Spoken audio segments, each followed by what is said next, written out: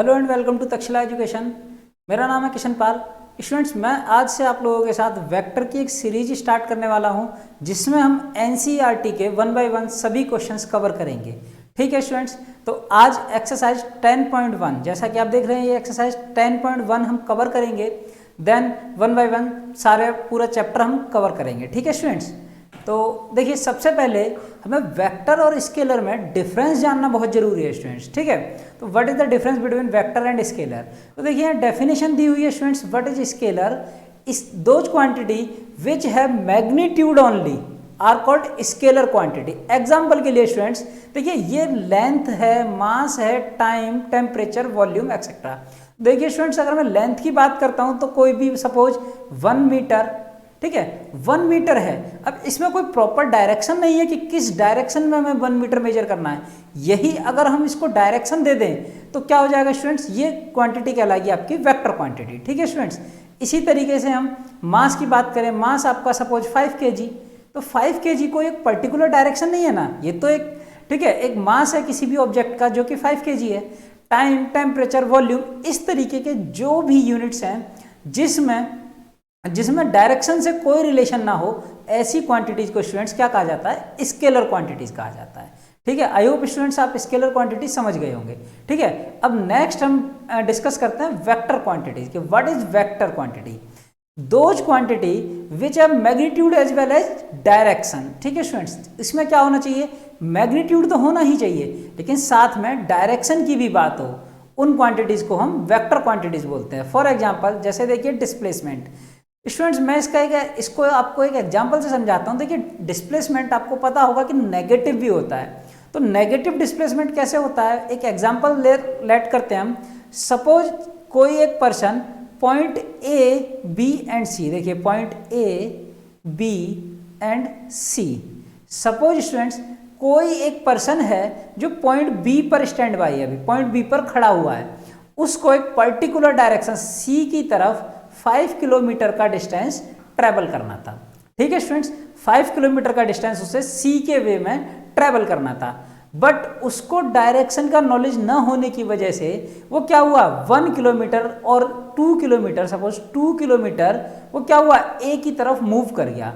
तो स्टूडेंट्स अब क्या हुआ, उसे जाना था सी के डायरेक्शन में, बट वो अपोजिट डायरेक्शन ए में ट्रेवल किया उसने। जब ए अपोजिट डायरेक्शन में ट्रेवल किया तो अब जब वो ए पॉइंट पर पहुंचा, अब उसको सी तक पहुंचने के लिए कितना डिस्टेंस ट्रेवल करना होगा स्टूडेंट्स, पहले 2 किलोमीटर बी पर पहुंचेगा, देन 5 किलोमीटर सी पर पहुंचेगा। तो देखिए अकॉर्डिंग टू इसकी इनिशियल पोजीशन के अकॉर्डिंग इसे जाना था सी पर, लेकिन ये कहां मूव कर गया, ए पर।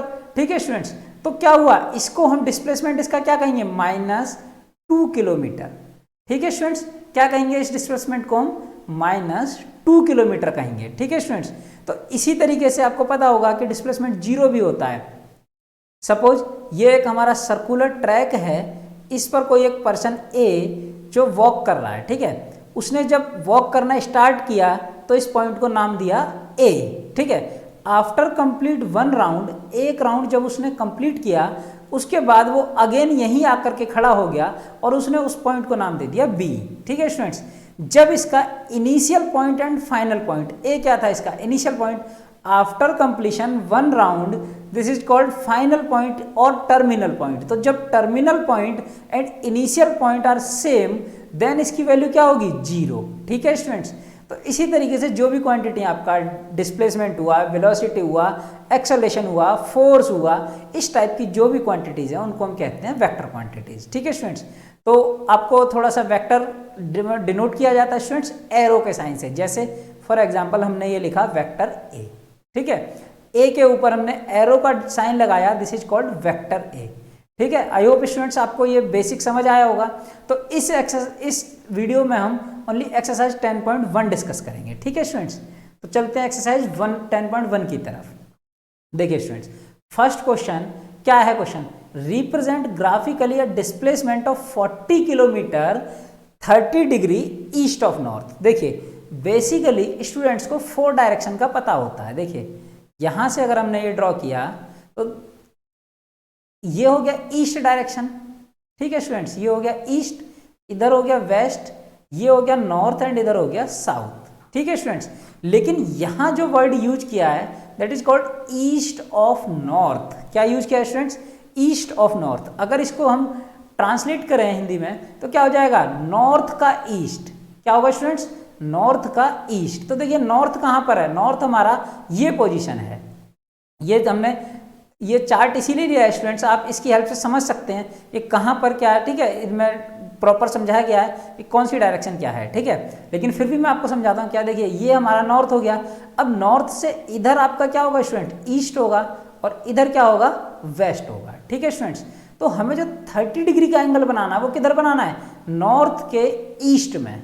ठीक है स्टूडेंट्स, नॉर्थ के ईस्ट में। तो देखिए यहाँ से अगर हम ड्रॉ करें, पहले ये ईस्ट एंड वेस्ट को मैं डिलीट करता हूँ स्टूडेंट्स यहाँ से। ओके, मैंने इरेज कर दिया। अब देखिए स्टूडेंट्स, यहाँ से अगर मैं एक एंगल लेता हूँ, ठीक है, ये एंगल जो हमारा होगा 30 डिग्री। ठीक है, 30 डिग्री का एंगल होगा, और ये जो डायरेक्शन कहलाएगी हमारी, क्या कहलाएगी स्टूडेंट? East of north. क्या कहलाएगी? East of north. ठीक है स्टूडेंट्स, ये डायरेक्शन हमारी क्या हो गई?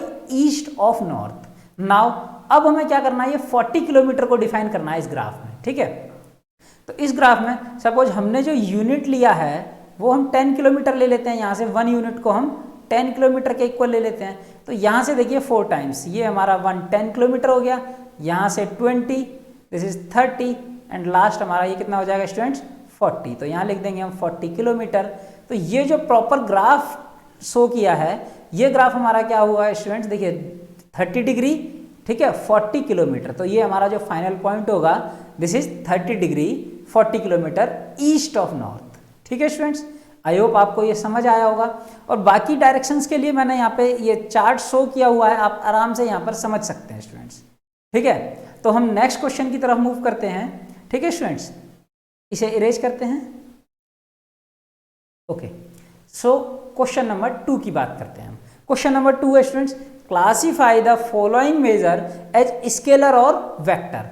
इनको क्वांटिटीज को देख करके हमको ये क्लासीफाई करना है कि कौन सा स्केलर है, कौन सा वेक्टर है। देखिए स्टूडेंट्स, 10 kg ये क्या है? मास है। तो मास क्या होता है आपका? Scalar quantity. ठीक है स्टूडेंट्स, 2 किलोमीटर नॉर्थ वेस्ट। जैसे ही यहाँ डायरेक्शन की बात हुई स्टूडेंट्स, क्या?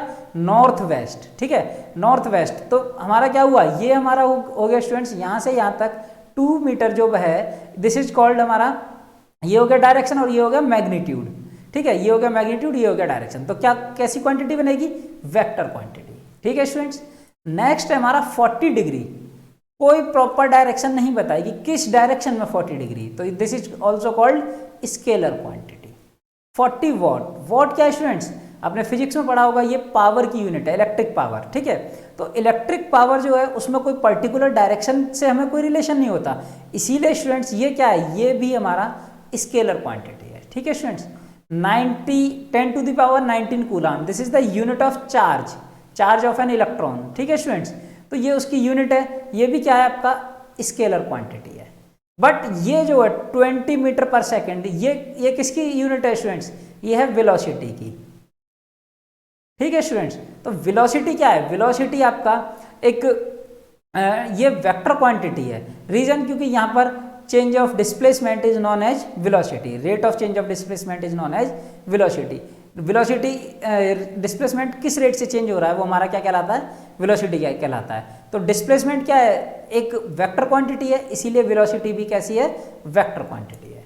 आई होप स्टूडेंट्स आपको ये 2 क्वेश्चन अच्छे से समझ आए होंगे। ठीक है, तो बढ़ते हैं हम नेक्स्ट क्वेश्चन की तरफ, जो कि क्वेश्चन नंबर 3।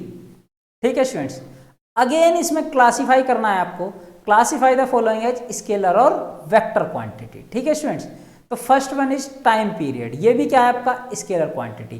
टाइम पीरियड का मतलब एक फिक्स पीरियड ले लीजिए, जैसे डेली आपने ले लिया 5 आवर्स का, तो एक टाइम सेट किया मॉर्निंग 7 AM to 12 AM, तो वो आपका क्या कहलाएगा? एक फिक्स टाइम पीरियड है डेली का।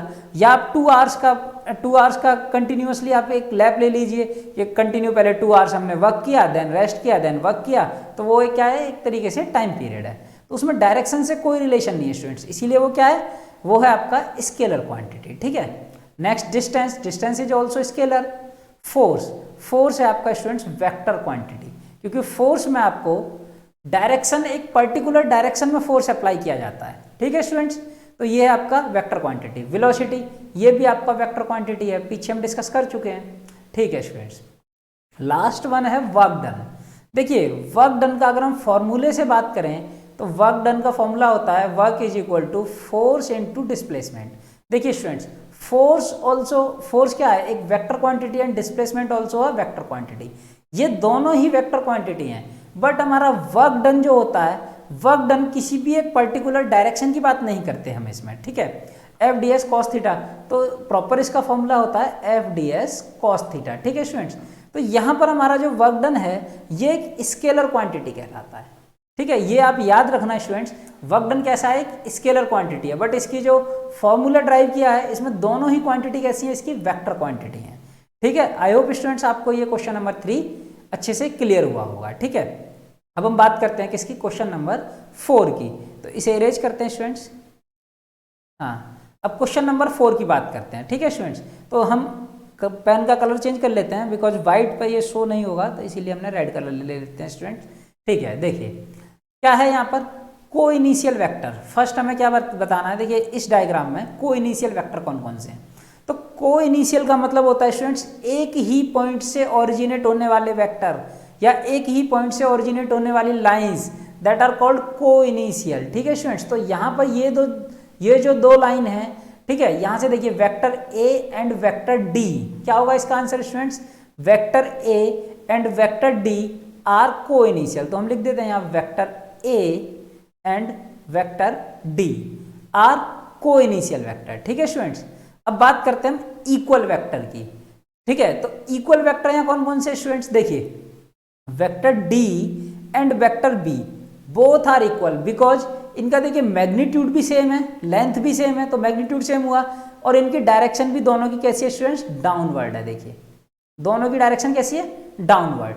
तो इक्वल वेक्टर क्या होगा हमारा, vector B and vector D both are equal vector. ठीक है स्टूडेंट्स, नेक्स्ट है हमारा कोलिनियर बट नॉट इक्वल। तो देखिए जो ये कोलिनियर वर्ड है वेक्टर के केस में पैरेलल एंड कोलिनियर सेम होता है। जो वेक्टर आपके पैरेलल वेक्टर होंगे, तो देखिए parallel is equal to collinear. ठीक है स्टूडेंट्स, यहां पे पैरेलल एंड कोलिनियर सेम होते हैं। तो देखिए पैरेलल वेक्टर कौन कौन से हैं, vector A and vector C are parallel, vector A ये B and D are also parallel but not equal. देखिए स्टूडेंट्स इनकी डायरेक्शन बी एंड डी की डायरेक्शन सेम है, तो ये कैसे होगा, इक्वल। लेकिन यहाँ क्या पूछा आपसे, नॉट इक्वल। तो ये पैरेलल तो है एक दूसरे के, देखिए बट डायरेक्शन कैसी है, अपोजिट। इसकी डायरेक्शन इधर है एंड इसकी डायरेक्शन स्टूडेंट्स इधर है, तो कैसी है, अपोजिट डायरेक्शन। तो अपोजिट डायरेक्शन होने की वजह से ये नॉट इक्वल होंगे। तो यहाँ पर क्या आएगा स्टूडेंट्स, ये आपका vector A and vector C. I hope आपको ये क्वेश्चन अच्छे से समझ आया होगा। ठीक है स्टूडेंट्स, तो इसको इरेज करते हैं, नेक्स्ट क्वेश्चन नंबर 5 की तरफ मूव करते हैं। ओके स्टूडेंट्स, ठीक है, क्वेश्चन नंबर 5 में क्या है, answer the following is true और फॉल्स। अब हमें ट्रू और फॉल्स बताना है। क्या बोला है यहाँ स्टूडेंट्स, देखिए vector A and vector A R collinear. Students यहाँ क्वेश्चन में माइनस का साइन है। ठीक है, यहाँ क्वेश्चन में क्या है स्टूडेंट्स, माइनस का साइन है। तो vector A and vector minus A R collinear vector, yes हमने अभी बात किया था ना स्टूडेंट्स कि ये कैसे पैरेलल हैं, इसीलिए इनको कोलिनियर वेक्टर बोला जाएगा। ठीक है, बट इनकी डायरेक्शन अपोजिट होने की वजह से नॉट इक्वल होंगे, वो अदर थिंग। बट यहाँ सिर्फ और सिर्फ कोलिनियर पूछा है, तो ये दोनों वेक्टर कैसे होंगे स्टूडेंट्स, कोलिनियर वेक्टर कहलाएंगे। यहाँ माइनस का यूज कर लीजिए। ठीक है स्टूडेंट्स, नेक्स्ट क्वेश्चन नंबर हमारा जो सेकंड है, क्या है, two vectors are always equal in magnitude. क्या ऐसा हो सकता है, नहीं, ऑलवेज वर्ड बोला है, अगर कभी होता है कभी नहीं होता। ठीक है स्टूडेंट्स, तो इसीलिए ऑलवेज क्या है आपका, फॉल्स है, ये आपका फॉल्स होगा। ठीक है students, first one is true, second one is आपका फॉल्स। इसे इरेज करते हैं। ठीक है, ये क्या होगा आपका फॉल्स। सपोज एक वेक्टर की मैग्नीट्यूड हमने लिया, वेक्टर ए को सपोज किया हमने 2i एंड वेक्टर बी को लिया हमने 3j। तो अगर इनका मैग्नीट्यूड निकाला जाए तो इसका क्या आएगा, 2 आएगा, इसका क्या आएगा, 3 आएगा। ठीक है स्टूडेंट्स, 3j। तो दोनों का क्या है, इनकी डायरेक्शन भी डिफरेंट है और हमारा ठीक है, डायरेक्शन आई और जे दोनों ही डिफरेंट हैं, और यहाँ पर क्या है मैग्नीट्यूड की बोला गया है, तो मैग्नीट्यूड भी ऑलवेज सेम नहीं होता। ठीक है, नेक्स्ट थर्ड की बात करते हैं हम students. Two vector having same magnitude, यहाँ बात करेंगे थर्ड की, two vector having same magnitude are collinear. अगर उनका मैग्नीट्यूड सेम है तो क्या वो कोलिनियर हो सकते हैं? नहीं स्टूडेंट्स। रीजन एग्जांपल देता हूं मैं आपको। Suppose vector a is equal to 2i plus 3j, okay. Vector b is equal to, हम अगेन ले लेते हैं 2i प्लस 0j प्लस का 3k। ओके स्टूडेंट्स, देखिए अब इन दोनों का जब हम मैग्नीट्यूड निकालेंगे तो क्या आएगा? सेम आएगा। आप मैग्नीट्यूड इनका निकालेंगे तो दोनों केस में क्या आएगा? सेम आएगा। बट इनकी डायरेक्शन कैसी है? अपोजिट डायरेक्शन कैसी है? चेंज है, क्योंकि यहाँ देखिए आई के पैरेलल दोनों ही हैं, बट यहाँ क्या है? जे डायरेक्शन के अकॉर्डिंग ये वेक्टर नहीं जा रहा, ये डायरेक्ट क्या जा रहा है? के की तरफ। ठीक है स्टूडेंट्स, तो इसीलिए क्या होगा? ये भी आपका क्या है? फॉल्स है। ठीक है स्टूडेंट्स, नेक्स्ट बात करते हैं हम क्वेश्चन नंबर इसका फोर्थ पार्ट की। Two collinear vector having the same magnitude are equal.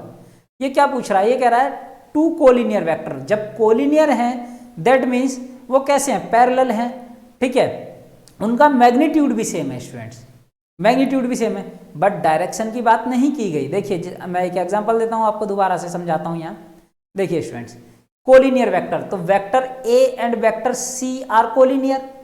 ठीक है, अगेन बोला है इसने सेम मैग्नीट्यूड, तो ए एंड सी का भी मैग्नीट्यूड सेम है क्योंकि दोनों की लेंथ इक्वल है स्टूडेंट्स। यहाँ से देखिए इस पॉइंट से लेकर इस पॉइंट तक और यहाँ से यहाँ तक, ये this is a square, so both are same magnitude, A and C having same magnitude, but direction are opposite. A का डायरेक्शन आपका इधर है एंड सी का डायरेक्शन आपका इधर है।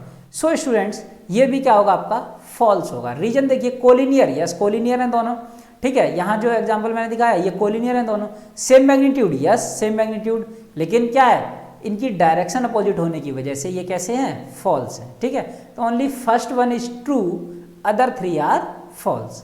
आई होप स्टूडेंट्स आपको ये अच्छे से समझ आई होगी एक्सरसाइज।